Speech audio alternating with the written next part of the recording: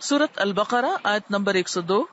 اور اس چیز کے پیچھے لگ گئے جسے شیاطین حضرت سلیمان علیہ السلام کی حکومت میں پڑھتے تھے۔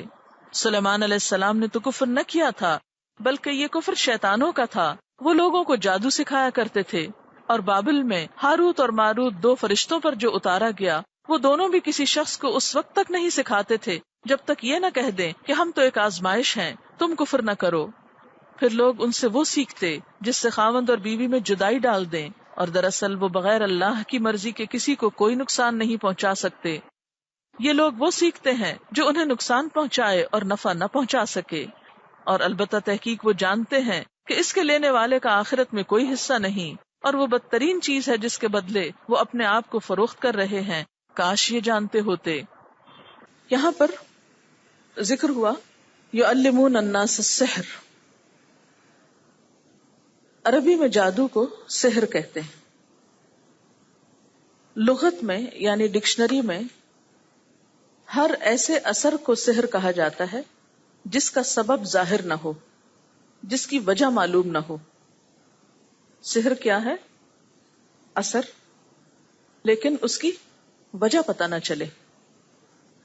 جادو میں بھی دراصل کیا ہوتا ہے کہ کچھ سمپٹمز انسان اپنے اندر ایسی دیکھتا ہے جو ان یوزول ہوتی اور ان کی وجہ نہیں پتہ چلتی۔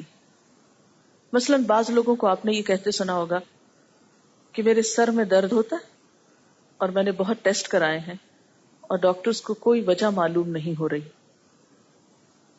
کوئی فزیکل ریزن اس کا تلاش نہیں کیا جا سکتا، لیکن انسان اپنے اندر کچھ اثرات محسوس کرتا ہے، کچھ بے چینی، کچھ تکلیف، کوئی درد۔ یہ اثرات کیا ہوتے ہیں؟ بسا اوقات کچھ کلمات، کچھ الفاظ کے اثرات ہوتے ہیں۔ مثلا آپ دیکھیں کہ اگر کوئی شخص آپ کی تعریف کرے تو آپ پر اس کا کوئی اثر ہوتا ہے؟ تو تعریف کیا ہے دراصل؟ چند الفاظ ہی تو ہیں۔ اسی طرح اگر کوئی آپ پر تنقید کرے، کوئی اثر ہوتا ہے؟ کوئی آپ کو ڈانٹے، اثر ہوتا ہے؟ ہوتا نا؟ کوئی آپ کو گالی دے، اثر ہوتا ہے؟ تو گالی کیا ہے؟ ایک لفظ ہی تو ہے۔ الفاظ کے اثرات ہوتے ہیں۔ پھر آپ نے دیکھا ہوگا کہ ایک بات جو ایک دفعہ کہی جاتی ہے اس کا اثر کچھ اور ہوتا ہے، ایک بات جو بار بار کہی جائے اس کا اثر کچھ اور ہوتا ہے، اور کچھ الفاظ جن کو بسا اوقات سینکڑوں یا ہزاروں دفعہ پڑھا جاتا ہے، چلا کاٹا جاتا ہے، تو ان الفاظ کے پھر اثرات کچھ اور طرح ہوتے ہیں۔ سحر جو ہے اس میں بسا اوقات الفاظ کا سہارا لیا جاتا ہے، انہیں یا تو لکھا جاتا ہے یا پڑھا جاتا ہے ریپیٹڈلی۔ سحر جو ہوتا ہے وہ غیر محسوس اثرات کا نام ہوتا ہے نا؟ جس طرح مادی چیزیں ہوتی ہیں نا، مثلا مادی چیز سے مراد کیا ہے؟ یہ ایک بک ہے، تو اس کو اگر یہاں مارے تو کیا ہوتا ہے؟ فیلنگ آتی ہے نا، اثر ہوتا ہے۔ کیوں؟ اس لیے کہ یہ ہاتھ بھی مادی ہے، ہمارا جسم کیا ہے؟ مادی۔ اس کے اوپر جب کوئی مادی چیز آ کے ٹکراتی ہے تو درد ہوتی ہے ہاتھ کو، ٹھیک ہے نا؟ اسی طرح ہمارے جسم کے اندر روح ہے، تو جو روح ہے اس پر غیر مادی یا مانوی چیزیں اثر کرتی ہیں۔ مانوی چیزیں کیا ہیں؟ جیسے الفاظ یا آواز، لفظ جو ہوتا ہے، ورڈ، یہ مادی چیز تو نہیں ہے نا؟ مثلا میں کہوں بات، کہاں ہے؟ پکڑ کے لائیں بات کو۔ کلمہ، پکڑ سکتے ہیں کلمے کو؟ نہیں پکڑ سکتے نا؟ تو جو کلمہ ہے وہ غیر مادی چیز ہے، ٹھیک ہے، یا مانوی چیز ہے۔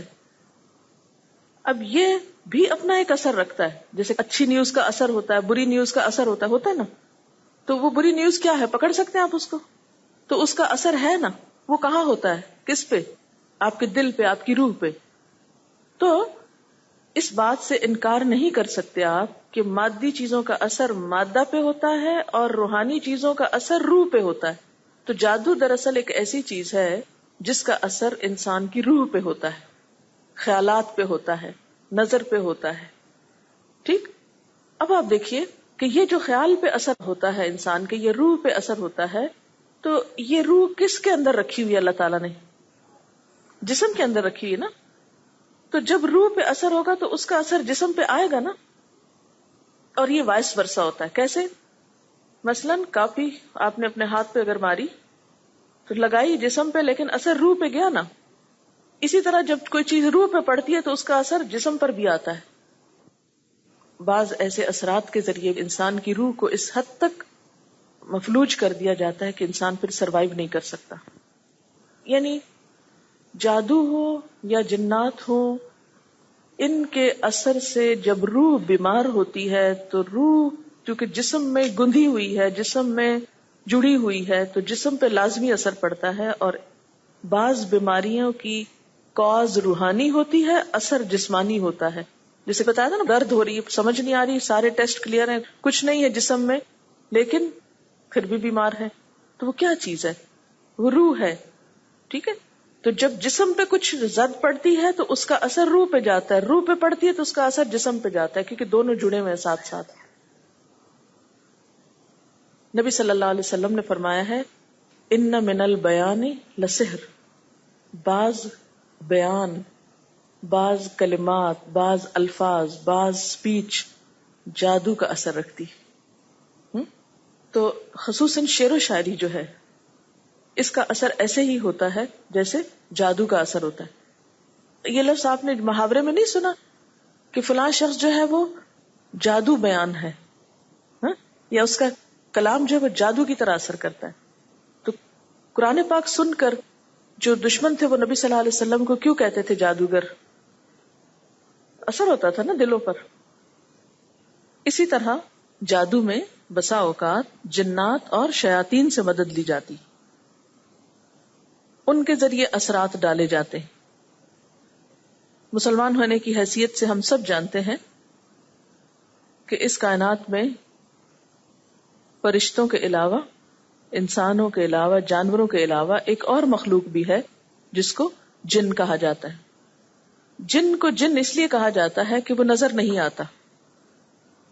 فیٹس کے لیے بھی لفظ جنین استعمال ہوتا ہے کیونکہ وہ بھی نظر نہیں آتا، باہر سے چھپا ہوا ہوتا ہے 3 پردوں میں.